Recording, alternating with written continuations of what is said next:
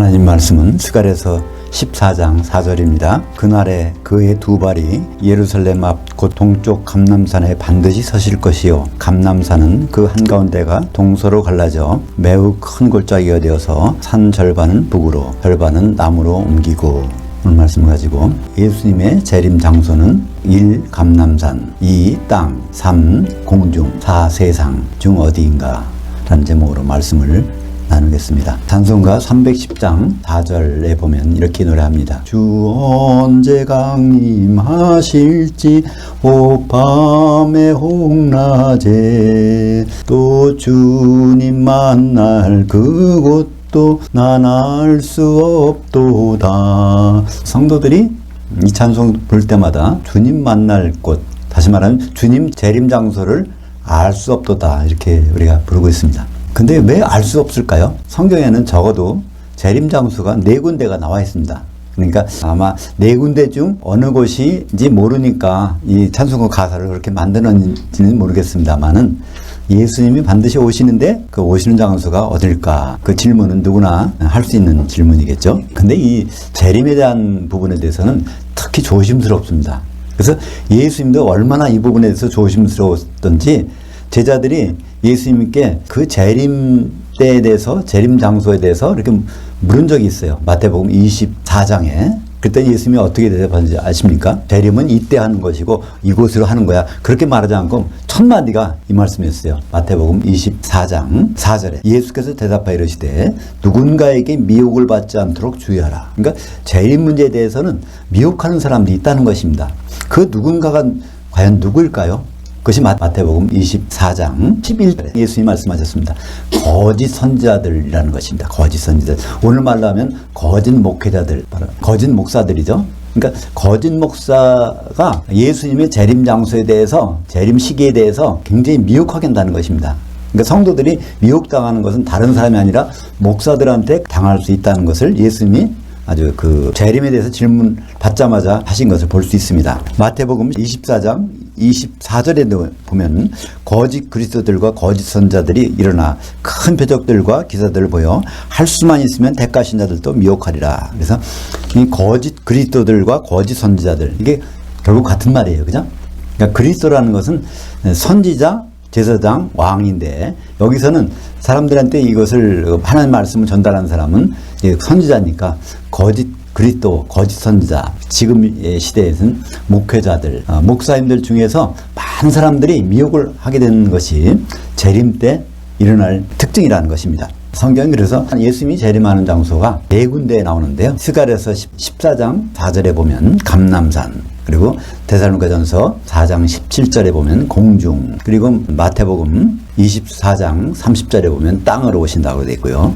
히브리서 1장 6절에 보면 세상으로 오신다고 되어 있습니다. 언뜻 봐도 4군데로 오시는데 도대체 어디로 오실까? 우리는 의아하게 되죠. 먼저 감람산을 살펴볼까요? 오늘 우리가 읽은 성경 본문 스가랴서 14장 4절 상반절입니다. 그날에 그의 두 발이 예루살렘 앞 동쪽 감람산에 반드시 서실 것이며, 여기 이제 감람산에 서실 것이요라는 문장인데요. 이 문장에 특별한 강력한 의지밀의 형태를 가지고 기록했습니다.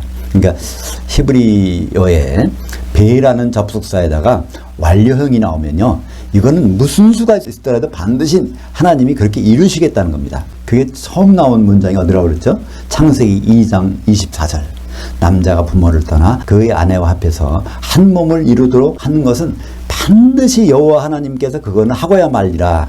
그러니까 예수 그리스도가 그의 아내와 혼인하는 것, 그것은 반드시 하고야 말리라는 그 문장 형태가 여기 스가랴서 14장 4절에도 나오는 것입니다. 그래서 그 동쪽 감람산에 반드시 서실 것이요. 근데 이 감람산이 예수님이 승천하신 산이죠. 사도행전 1장 11절에 보면 예수님이 승천하시고 11사도가 예수님이 가는 모습을 보시는데 하늘에서 음성이 들려요. 어떤 음성이냐면 이르되 갈릴리 사람들아 어찌하여 서서 하늘 속을 쳐다보느냐. 너희 가운데서 하늘로 올려주신 이 예수는 하늘로 가심을 본대로 그대로 오시리라 하였느니라. 그러니까 이 말씀 때문에 예수님은 감람산으로 오신다. 그러니까 예수님은 맞을 성전도 거기다 제3성전을 지어야 되겠다. 그래서 예루살렘에다가 성전 짓는 준비를 하는 분들도 있잖아요. 근데 거기 사도행전 1장 12절에 보면 거기에 장소가 나와요. 감람원이라고 하는 그 산에서 바라본 겁니다. 11사도들이. 근데 11사도들이 바라볼 때 예수님은 어디로 가셨죠? 땅에서 출발해서 가신 것이 아니에요. 일단 공중에 올라가고 있는데 거기서 틀린 거예요. 그러니까 이것은 이 내용을 장황히 보면 하늘들에서 셋째 하늘로 가신 거란 말이에요. 하늘로 올려졌다고 그러니까. 그러니까 예수님의 승천 장면을 자세하게 기록한 히브리서 4장 14절을 한번 볼까요? 그러므로 우리에게 큰 제사장이 계시니 하늘들을 관통하시니 곧 그 하나님의 아들 예수시라. 이 하늘들을 뚫고서 셋째 하늘로 가셨다는 겁니다. 이것이 사도행전에 나오는 11사도들이 예수님의 승천 장면을 목격한 그때의 장면과 똑같은 것입니다. 그러니까 예수님은 지상에서 하늘로 간 것이 아니라 하늘들을 뚫고 셋째 하늘로 가셨는데, 그러면 그대로 오시려면 어떻게 될까요? 셋째 하늘에서 하늘들을 뚫고 우주 가운데로 오시는데 그것이 바로 공중이라는 것이죠. 이 지상이 아닙니다. 그 공중에 오신다는 것을 알 수 있습니다. 그러니까 예수님은 감람산으로 오시긴 오시는데 공중으로 오신다는 것이죠. 그렇다면 이 감람산은 어떤 산일까요? 감람산 하면은 감람나무들이 많은 산이겠죠? 또 감람나무는 감람류를 생산합니다. 이게 감람이라고 번역한 것이 이게 사실 올리브거든요.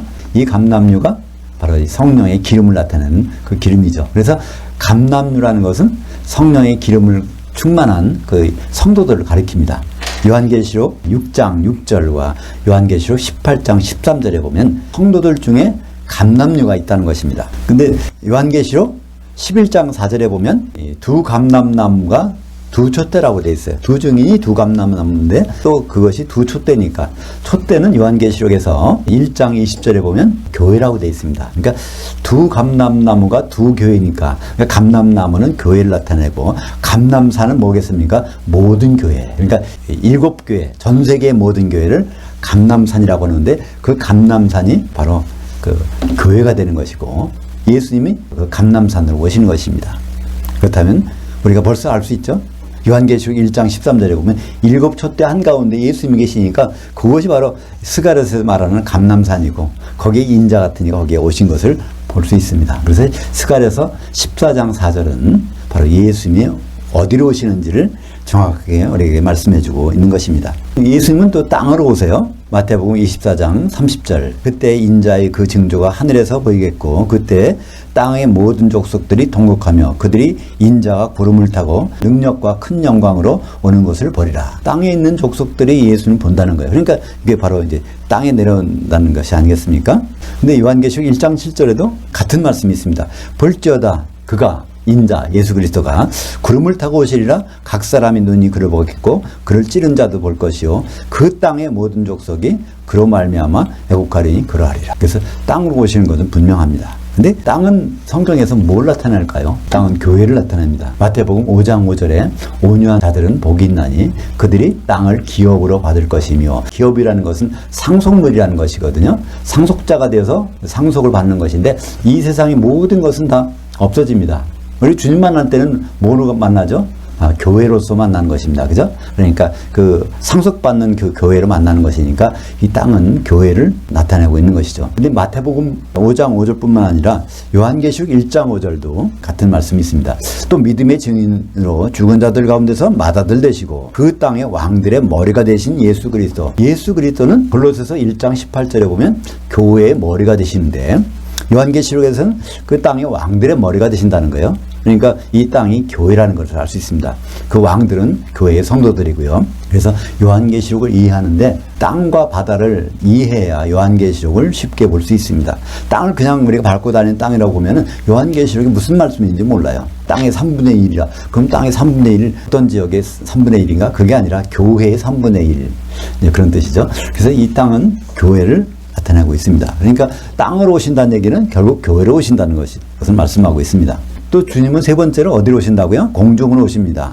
데살로니가전서 4장 16절 17절 주께서 호령과 전사장의 음성과 하나님의 나팔로 친히 하늘로부터 강림하시리니 그리스도 안에서 죽은 자들이 먼저 일어나고, 그러니까 기독교인이 죽었다가 부활한다는 거예요. 그 후에 우리 살아남은 자들도 그들과 함께 구름 속으로 끌어올려져. 그러니까 우리라는 것은 기독교인입니다. 데살로니가전서는 기독교인들에게 보낸 편지니까 기독교인, 살아있는 기독교인도 몸이 변해서 공중으로 휴거돼서 공중에서 주를 만나리니 그리하여 우리가 항상 주와 함께 있으리라. 그래서 만나는 장소는 정해져 있습니다. 고린도후서 5장 10절에도 우리가 다 반드시 그리스도의 심판대 앞에 나타나게 되어 선악간에 그 몸을 통하여 행한 대로 심판을 받으려 함이라. 그래서 거기에 우리가 다, 기독교인은 예외가 없습니다. 여기 앉아 계신 분, 또 다른 데서 예배 드리신 분 예외가 없어요. 기독교인이라면 모두가 다 주님 앞에 서게 돼 있습니다.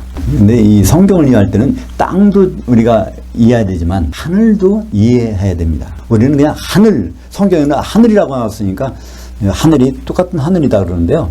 사실은요, 성경에 단수의 하늘이 있고 쌍수의 하늘이 있습니다. 히브리 말에 창세기 1장 1절에서 태초에 하나님이 하늘들과 땅을 창조하시니라 했을 때 거기는 단수가 아니에요. 쌍수의 하늘들입니다. 그래서 이 우리가 있는 곳은 하늘들에 있는 거예요.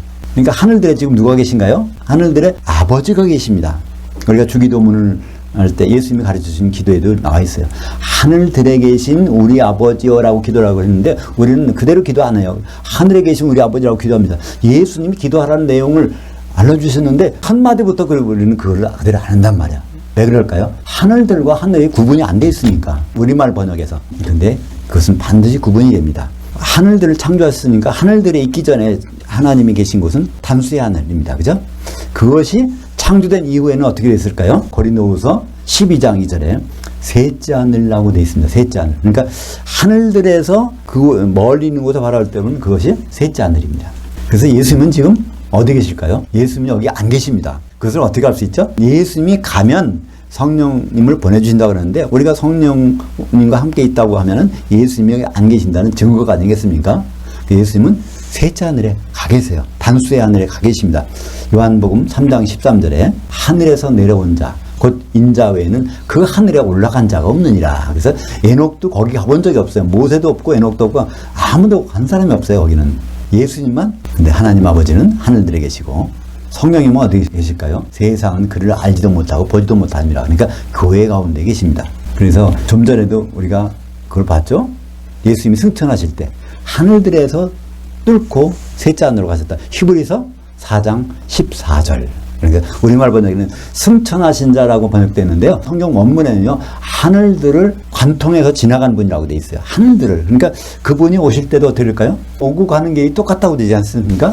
우리 사도행전 1장 11절에 보면 가신 모습 그대로 오셔야 돼. 그러니까 셋째 하늘에서 하늘들을 뚫고 오셔. 거기가 바로 공중이란 말이에요. 마태복음 24장 29절 어떻게 공중에 오시는지를 잘 보여주고 계십니다. 거기에 마태복음 24장 29절에서요. 특별히 하늘들을 잘 봐야 됩니다. 그 날들의 그 환란 후에, 이게 7년 환란이에요.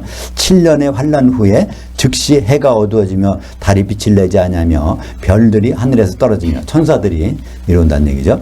하늘들의 권능들이 흔들리리라. 공중 못을 잡은 자가 여기 흔들리는 거예요.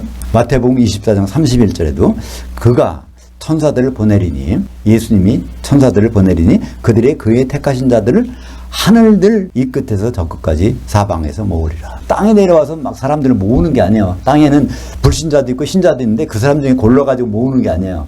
일단은 다 올라갈 거 아닙니까? 죽어있는 그리스도인들이 부활해서 올라가고 살아있는 자들도 물려 올라가는데 근데 공중에 가서 거기에서 모은다는 거예요. 그게 바로 여기 마태복음 24장 31절에 하늘들입니다. 그러니까 셋째 하늘도 아니고 이 지상도 아니고 하늘들에 올라가 있는 기독교인들을 이제 한꺼번에 모으는 겁니다. 그래서 심판을 하게 되는 것이죠. 근데 성경에는 주님이 세상으로 오신다는 데도 있습니다. 그럼 세상으로 오실까요? 히브리서 1장 6절 또 그가 마다들을 이끌어 세상에 다시 들어오게 하실 때 하나님의 모든 전사는 그에게 경배할지어다 말씀하시며. 그러니까 예수님은 초림 때는 뭐로 오셨어요? 독생자로 오셨어요. 그죠? 근데 재림 때는 뭐로 오신다고요? 마다들로. 언제 마다들 되셨을까요? 사도행전 13장 33절 34절에 보면 거기에 죽으신 다음에 부활할 때 오늘 내가 너를 낳았도다. 너는 내 아들이다. 그래서 맏아들로 나타난 것을 시편 2편 7절에 있는 그 말씀을 거기서 말하게 됩니다. 그러니까 예수님은 맏아들이 되셨기 때문에 하나님의 우리 합법적인 자녀들이 다 될 수 있단 말입니다. 그죠? 그런 상태에서 오시는 거예요. 근데 오시는 장소가 세상이라고 했는데 그건 번역이 좀 잘못된 겁니다. 세상은요, 헬라어로 코스모스라고 그래요. 코스모스가 세상. 근데 여기서는 오이쿠메네로 돼 있어요. 오이쿠메네라는 것은 성도들의 거주지입니다. 오이코스는 집이고 메네는 거주한다는, 그러니까 성도들의 거주지는 다른 말로 뭘까요?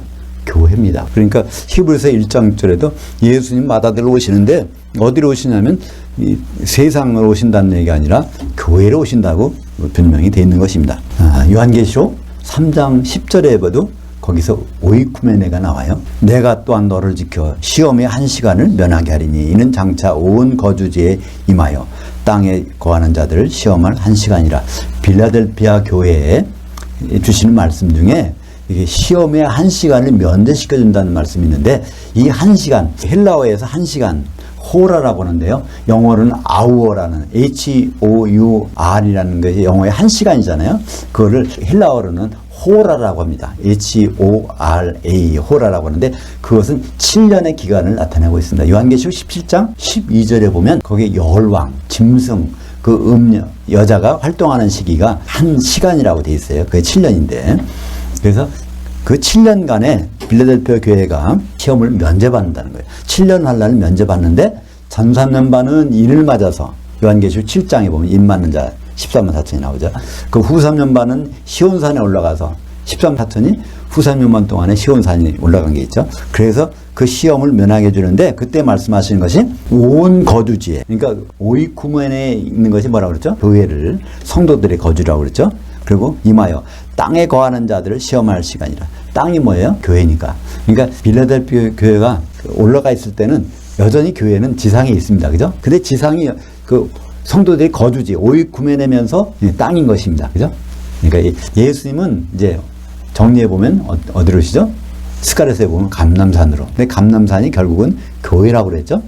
그리고 두 번째 보면 땅으로 오시는데 땅이 바로 온유한 받을 기업이니까 교회라고 그랬죠? 또 이제 근데 공중으로 오신다 그러니까 공중에 기독교인들이 다 거기 올라갔으니까 그것도 교회 아닙니까? 그리고 히브리서 1장 6절에 보면 거주지로 오신다고 그러는데 이게 바로 교회로 오시는 겁니다. 그렇다면 주님은 공중으로 분명히 오시는데 이 교회는 어떻게 돼야 될까요? 이 모든 말씀이 일치가 되려면 교회가 올라가서 주님을 맞이해야, 이것이 아주 정상적인 거 아닙니까? 이 말씀을 통해서 주님은 지상 재림이 절대 없습니다. 오실 필요 없어요. 왜냐하면 교회가 올라가게 돼 있으니까. 그죠? 그러니까 교회가 올라갔다가 내려올 법도 없습니다. 어떤 분들은 예수님 오실 때 먼저 교회가 들림받아서 7년 동안 혼인잔치 동안에 다 혼인잔치가 끝나면 내려온다고 그러는데 성경에 한 군데도 지상에 내려온다는 법이 없습니다. 그러니까 예수님이 결국 공중에서 교회와 함께 있는 장면이 요한계시록 1장 10절부터 13절까지 있습니다. 내가 영으로 주의 날에 있었더니, 그러니까 사도 요한이 반모섬에 몸으로 육신으로는 있었는데 요한계시록 1장 9절에 보면 육신으로는 반모섬이 있었어요. 근데 그 다음 절 1장 10절에 보면 영으로 요한의 영혼이 어디로 갔어요? 주의 날, 주의 재림하는 날, 재림하는 날이 어디냐면 공중이죠. 거기 가 있어 보니까 10절에 내가 영으로 주의 날에 있었더니 내 뒤에서 나는 나팔 소리. 그러니까 하나님의 나팔 소리, 7번째 나팔 소리가 들리는 거예요. 재림 나팔. 요한계시록 나오는 7가지 나팔 중에서 마지막 나팔. 고린도전서 15장 51절에 나오는 마지막 나팔. 그것이 나팔 소리가 거기서 들리는 겁니다. 그 촛대들 한가운데 인자 같으니까 발에 끌리는 옷을 입고, 그러니까 그 촛대들이 그 앞에 보면 7교회라고 되어 있습니다. 그죠? 7교회가 7 촛대들. 그 한가운데 예수님이 인자의 모습으로 서 있는 장면이 거기 나와 있는 것입니다. 그게 바로 그리스도의 심판대죠. 그 심판이 끝나면 이제 혼인잔치가 벌어지는 것입니다. 그러니까 이제 예수님이 재림하실 때 교회가 어떻게 공중으로 올라가는지를 보기만 하면 됩니다. 그게 요한계시록에 자세히 나와 있어요. 요한계시록 16장을 보면 아, 예수님이 공중으로 재림하시는구나 하는 걸 분명히 알 수 있습니다. 요한계시록 16장에 보면 전 3년 반이 첫째 화, 후 3년 반이 둘째 화, 셋째 화가 7 대접의 재앙이 쏟아지는 건데 7 대접의 재앙이 쏟아지는 장면을 어떻게 말합니까? 7 대접의 재앙이 모두 다 땅에 쏟는다고 되어 있습니다.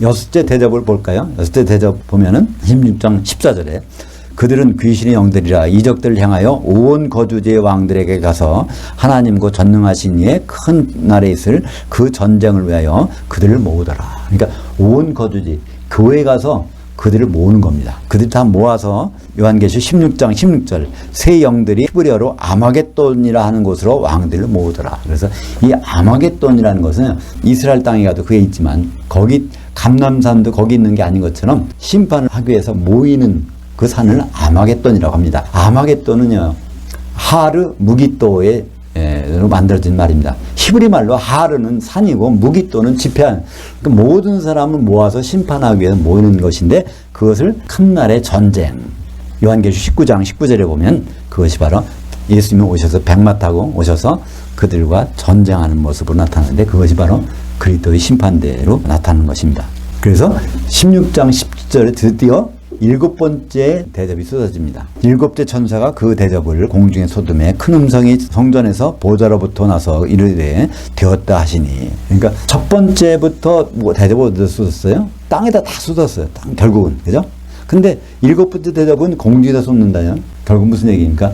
땅을 올려다 놓고 계속 쏟는 거예요. 공중에서. 그죠? 그러니까 땅에서 쏟다 공중에서 쏟다 하는 것이 아니라 일곱 개 대접을 땅에다 쏟는다고 요한계시록 16장 1절에 나왔어요.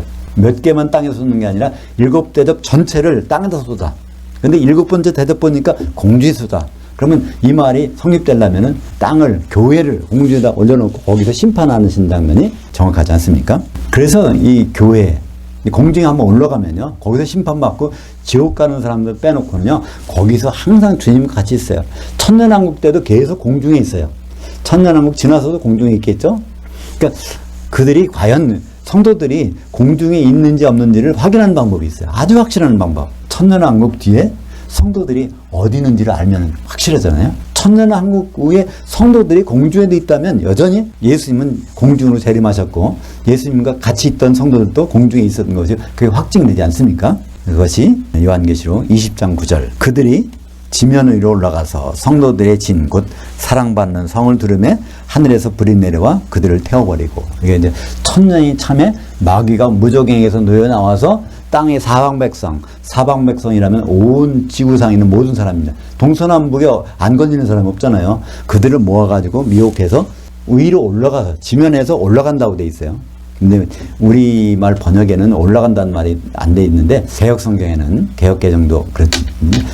성경에는요 거기에 아나바이노라는 동사가 있습니다. 아나바이노. 카타바이노는 내려오는 거예요. 아나바이노는 올라가는 거예요. 아나바이노 한 것이 바로 미혹돼 가지고 지상에 있던 불신자들이 다 올라가서 성도들을 포위하고 있으니까 거기 나오잖아요. 성도들이 거기 있잖아요. 그죠? 성도들의 진과 곧 사랑받는 그 성, 그 바로 성도들은 여전히 어디 있어요? 공중에서 있다는 것을 알 수 있습니다. 천년 동안 통치하고 나서도 계속 거기 있으니까 예수님이 재림하신 장소는 어디예요? 공중. 거기서 이동을 안 하세요. 예수님이 첫 번에 말씀하셨다고 그랬죠? 마태복음 24장 4절에 재림에 대해서 물어볼 때 예수님 말, 미혹을 받지 않도록 조심하라. 그러니까 재림 때는 미혹하는 거짓 선지자와 거짓 그리스도들이 굉장히 많이 나타나서 뭐 들림 받았다가 내려왔다가 어디 갔다 그런 말들이 굉장히 많다는 것입니다. 근데 거기에 속지 말고 분명히 요한계시록 보면 너무나 자세히 나와 있는 것을 볼 수 있습니다. 그래서 감람산, 공중, 땅, 세상이라고 하는 것, 그건 다 교회인데 교회는 공중에 올라가서 예수님을 만나게 됩니다. 그런데 여러분, 우리가 예수님 만나는 것도 중요하지만 사실은 그 다음이 중요합니다. 우리가 시험을 볼 때 시험 보는 날짜도 정확하게 알고 있어야 되지만 시험 보는 날짜만 제대로 알고 시험 보는 장소만 알았다고 해서 되는 건 아니잖아요. 물론 중요한 거는 그 장소와 그 시간 찾아가는 것도 중요하지만 거기에 정확하게 시험 보는 시간에 시험 보는 장소에 가 있다고 그래가지고 그게 보장되는 건 아닙니다. 운명은 거기서 갈라집니다. 그게 바로 공중에서 그리스도의 심판대가 열려서 기름을 준비한 사람, 못한 사람이 갈라지는 것이 바로 마태복음 25장 1절부터 33절까지 열처녀의 비유가 바로 주님이 공중으로 재림하셔서 열처녀가 다 공중에 올라간 거예요. 그러니까 예수님을 보는 거죠. 신랑을 보는 거죠. 예수님이 왜 오실까요? 예수님이 왜 초림하셨죠? 피 흘리러. 그죠? 근데 왜 피를 흘리셨을까요? 사도행전 20장 28절에 그의 피로 교회를 사셨느니라. 그러니까 그의 안에 될 교회를 사러 초림하셨습니다. 2000년 전에. 그럼 재림하실 때는 분명하죠? 그러면 그 신부와 결혼하려고 오시잖아요. 첫 번째는 신부 마련하러, 두 번째는 결혼하러. 그러니까 공중에서 우리가 예수님과 만나서 닥칠 일은 혼인 준비가 돼 있는지 안 돼 있는지 그걸 보는 겁니다. 생명책이 있는지 없는지 그거는 천년 후에 백보자 심판대에서 보는 거고, 일단 우리가 주님을 만나서 거기서 보는 거죠. 혼인 준비, 성령의 충만함, 기름 준비가 됐는지 안 됐는지 그것이 관건인 것입니다. 그러니까 우리는 예수님의 재림의 때, 재림의 장소 그걸 아는 것도 중요하지만 그것보다도 더욱 중요한 것은 예수님과 우리가 뭐를 할까? 그걸 위해서 나는 지금 뭘 준비하고 있는가? 그것이 관건인 것입니다. 마태복음 9장 15절에 예수님이 그러셨잖아요. 예수께서 그들에게 이르시되 신부실, 공중에 올라가 있는 신부실의 아들들이, 왜 아들들일까요? 예수님이 맏아들로 오셨으니까 거기에 그 다른 하나님의 아들들이 신랑과 함께 있을 동안에 슬퍼할 수 있냐? 그러나 신랑을 빼앗길 날들이 이르리니 그때는 금식할 것이냐. 그러니까 신랑과 식사를 못하는 기간이 1000년 동안, 지옥에 가면은 식사를 못하니까 그걸 예수님은 금식이라고 표현하고 있는 것입니다. 궁중에서 혼인만찬에 들어가지 못한다면 1000년을 지옥에서 보내는 것이 기독교인의 공통된 운명입니다. 여기서는 예외가 없어요. 혼인만찬에 들어가든가 지옥 가서 1000년이 있든가. 마태복음 25장 10절입니다. 그들이 살아가는 사이에 신랑이 오므로 준비했던 자들은 함께 혼인잔치 들에, 여기에 복수입니다. 혼인잔치는 오찬과 만찬이 있다고 그러는데 만찬에는 뭐가 있어야 돼요? 예복을 입고 들어가야 됩니다. 그 예복이 그리스도의 옷인데 그리스도의 옷은 뭘까요? 갈라디아서 3장 27절에 바로 성령 세례, 성령 속에 잠겨있는 기름 준비가 된 사람만 혼잔치 만찬에 들어가고 문은 닫혀버리는 것입니다. 우리 운명은 바로 그때 결정됩니다. 그래서 우리가 예수님이 언제 오실까? 예수님 만나는 장소, 그거에 대해서 생각할 필요가 있지만 그건 기본이고요. 그 다음에 벌어질 일을 우리는 너무나 무시하고 간다는 것입니다. 예수님 그러셨어요. 이게 대부분 다 혼인만찬에 들어가는 것이 아니라 마태복음 22장 4절에 그렇게 말씀하시잖아요. 청함을 받은 자들은 많대. 택함을 입은 자들은 극히 적으니라. 그래서 기독교인 중에 극히 적다는 거예요. 그러니까 출애굽할 때 60만 명이 나왔는데 장정만, 그 중에서 가나안 땅까지 들어간 사람은 2명밖에 없는 거예요. 그것이 성경에 나타난 그 수학적인 그 논리입니다. 우리가 예수님과 혼인한다는 건 다 하는 게 아닙니다. 거기서 준비된 사람만 예수님과 혼인을 하고 천년왕국에서 왕노릇 할 것입니다. 기도하겠습니다. 하나님 아버지 감사합니다. 오늘 주님이 오시는 장소에 대해서 살펴봤습니다. 우리는 찬송가를 부르면서 주님 만날 그 장소를 알 수 없다고 찬송을 불렀지만 성경에서는 주님 만날 장소를 감람산, 공중, 땅, 또 세상이라고 말씀하고 있습니다. 결국은 교회에서 주님 만나시는데 주님은 공중까지 오시니까 교회가 공중으로 들려 올라간다는 것을 다시 한번 확인합니다. 근데 우리가 주님을 만난 장소보다 더 중요한 것은 주님 만났을 때 어떤 일이 벌어지는지를 명심하고 주님 만날 준비를 할 수 있도록 인도하여 주시옵소서. 예수님 이름으로 기도합니다. 아멘.